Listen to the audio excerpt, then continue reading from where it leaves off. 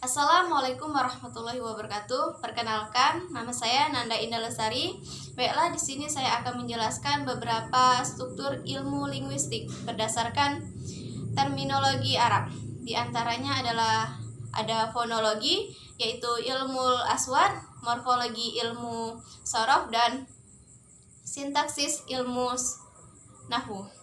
Yang pertama yaitu fonologi. Fonologi dalam bahasa Indonesia diserap dari bahasa Inggris, yaitu fonologi, yang artinya sama dengan arti yang terdapat dalam bahasa Indonesia, yaitu bidang ilmu linguistik yang menyelidiki bunyi-bunyi bahasa menurut fungsinya. Pada awal pertumbuhan linguistik, istilah bidang linguistik ini disebut dengan fenomik, sementara dewasa ini lebih sering diistilahkan sebagai fonologi. Dalam literatur berbahasa Arab, fonologi disebut dengan fenologia sebagai serapan dari bahasa Inggris atau fonologi.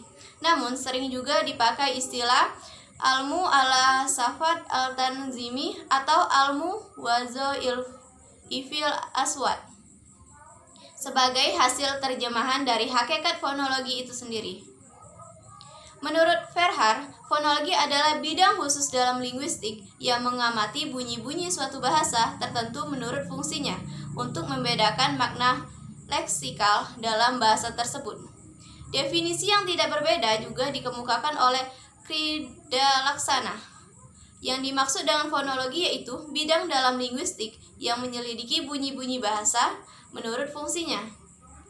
Dari definisi sebelumnya dapat disimpulkan bahwa penyelidikan terhadap bunyi-bunyi dalam bahasa ada dua. Satu, penyelidikan bunyi-bunyi yang berfungsi sebagai membedakan semantik kata, dan penyelidikan bunyi-bunyi yang tidak membedakan semantik kata. Beranjak dari penekanan kata berfungsi atau tidak itulah, para pakar linguistik sebagaimana disinyalir oleh Verhaar membedakan antara istilah fenotik dan fonologi atau fonemik, di mana yang pertama berarti ilmu yang menyelidiki sistem bunyi suatu bahasa secara anstik atau tanpa memperhatikan membedakan arti atau tidak. Sementara yang kedua adalah sebaliknya, ilmu yang menyelidiki sistem bunyi suatu bahasa serta memperhatikan perbedaan arti atau makna yang menimbulkan oleh perbedaan bunyi dimaksud. Objek penelitian fonologi disebut dengan fonem. Kemudian, apa yang dimaksud dengan fonem itu sendiri? Menurut Goris Keraf dalam Rahlina Musikar tahun 1999, fonem adalah kesatuan yang terkecil yang terjadi dari bunyi-bunyi ujaran yang dapat membedakan makna. Verhaar mengatakan, fonem adalah satuan bunyi yang mempunyai fungsi untuk membedakan kata dari kata yang lain. Sedangkan Samsuri mengatakan bahwa fonem adalah bunyi-bunyi yang membedakan arti atau pengertian. Melalui beberapa definisi sebelumnya, dapat disimpulkan bahwa fonem adalah kesatuan bunyi yang terkecil dalam sistem bunyi-bunyi bahasa yang dapat berfungsi dalam membedakan makna. Sementara fon adalah bunyi-bunyi bahasa yang tidak mempersoalkan berfungsi dalam membedakan makna atau tidak. Identifikasi fonem bahasa Arab berdasarkan klasifikasi fonemnya. 1. Fonem vokal. Untuk membuktikan apakah bunyi-bunyi vokal dalam bahasa Arab termasuk fonem atau tidak, bisa dilihat di contoh berikut. 1. Vokal I dan Y didistribusikan sebagai berikut. Contoh di awal. Dari kata sin nun, artinya umum gigi. Sedangkan kata sin artinya huruf S.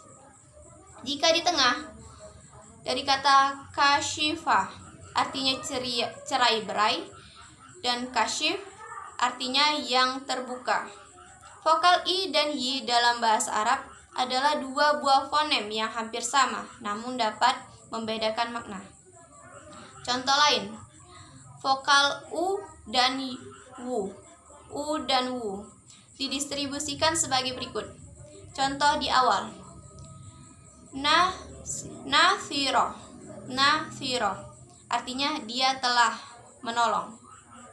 Kata nufiro Firo artinya saling menolong.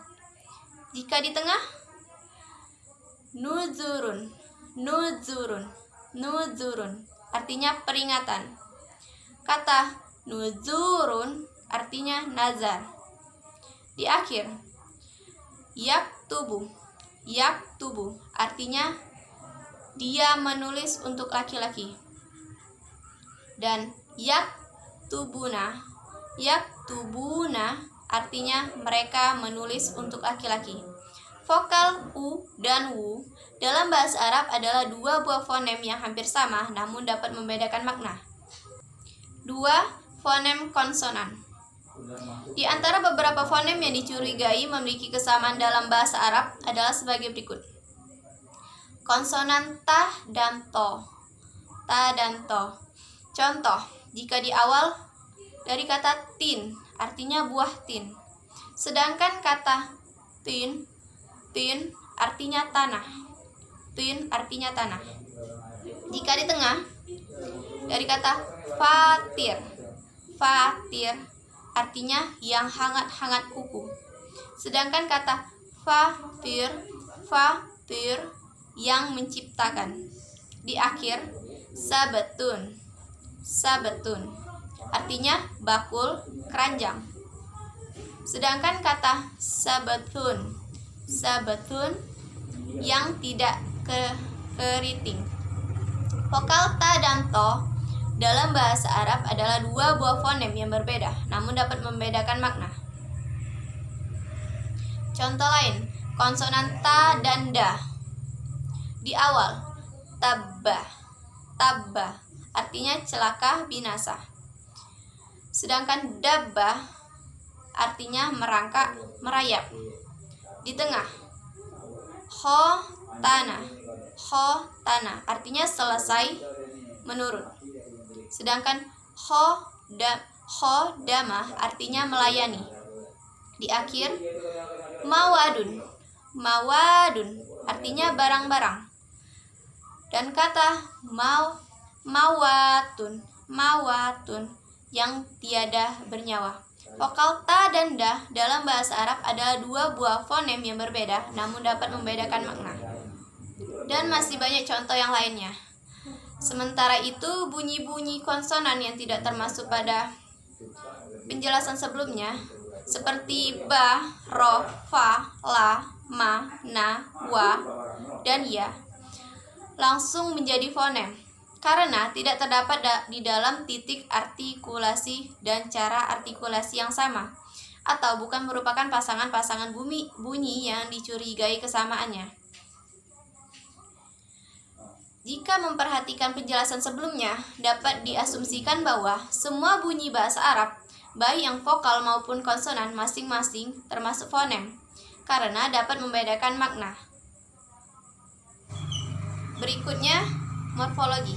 Secara etimologi, kata morfologi bahasa Indonesia diserap dari bahasa Inggris. Artinya morfologi. Kata ini juga diserap oleh bahasa Arab yang berarti ilmu bentuk kata. Namun demikian, istilah yang paling populer tentang morfologi dalam bahasa Arab adalah al-nizamu al-sarfi atau ilmu al-istiqaq, yaitu perubahan bentuk kata melalui menjadi bermacam-macam bentuk untuk mendapatkan makna yang berbeda-beda. Tanpa perubahan dimaksud, makna yang berbeda itu tidak akan muncul.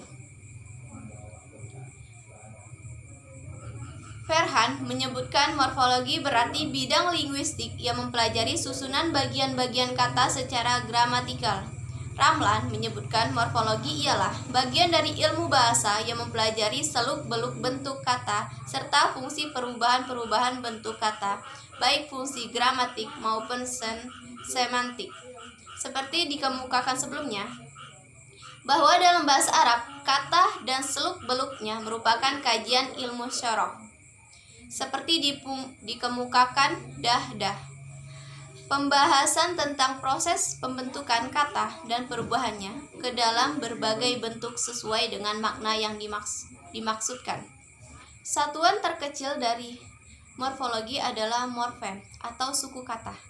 Kata tulis misalnya bisa berubah menjadi menulis, tertulis, tulisan, tulisan-tulisan, dan lain halnya. Dalam bahasa Arab, kata katabah berubah menjadi yaktubu, katibun, maktubun, maktabah, maktabun, kitabun, kitabah, dan lain-lain. Proses perubahan dan makna yang muncul dalam perubahan itu merupakan pembahasan dalam morfologi. Fungsi morfologis yaitu makna-makna yang dapat diambil dari sigoh morfem. Hal ini dapat dibagi menjadi satu isim, yaitu morfem yang tidak memiliki kala atau masa, seperti kata alimun, mudarrisun, tolibun, ustadzun. Dan fiil, yaitu morfem yang memiliki kala atau masa, seperti kata yadrusu, yatlubu, yastaghzinu, yastakzinu. Dan huruf atau adwat, yaitu satuan morfem yang tidak bisa dipahami maknanya kecuali masuk dalam tarkib atau kalimat. Di antaranya adwat jar. Contoh: min, ila, an, ala, fi, rubba, bi, kaf, lam. Adwan atau contoh: wa, fa, summa, au, am, ima, bal.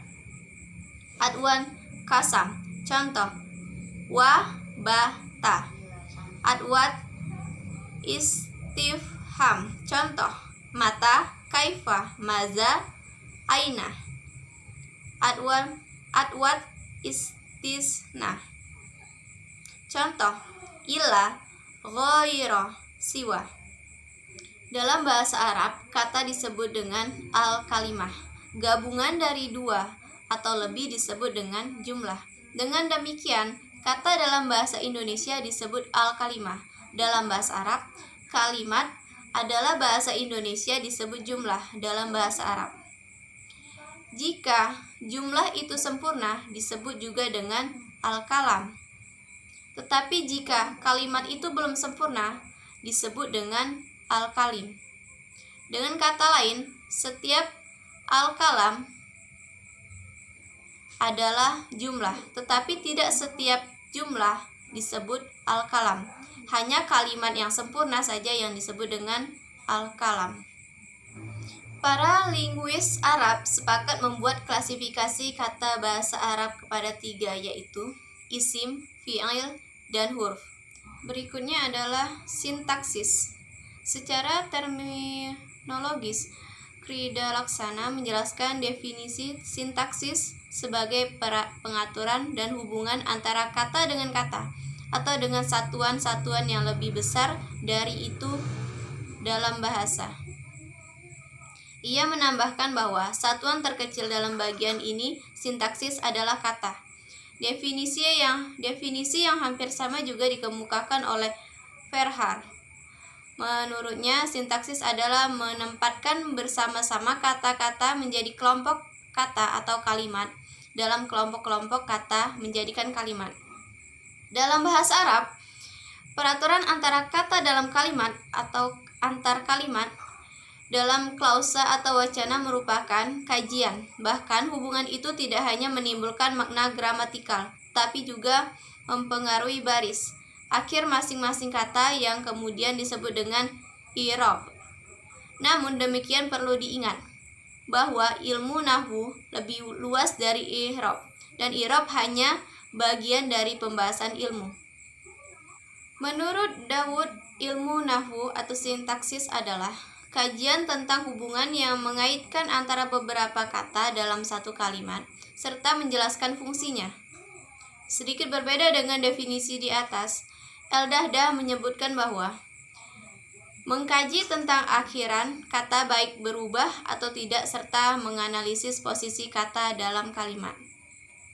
Adapun fungsi-fungsi sintaksis dalam bahasa Arab, di antaranya itu al-marfu'at, al-mansubat, al-mujurawatu, al-tawabu.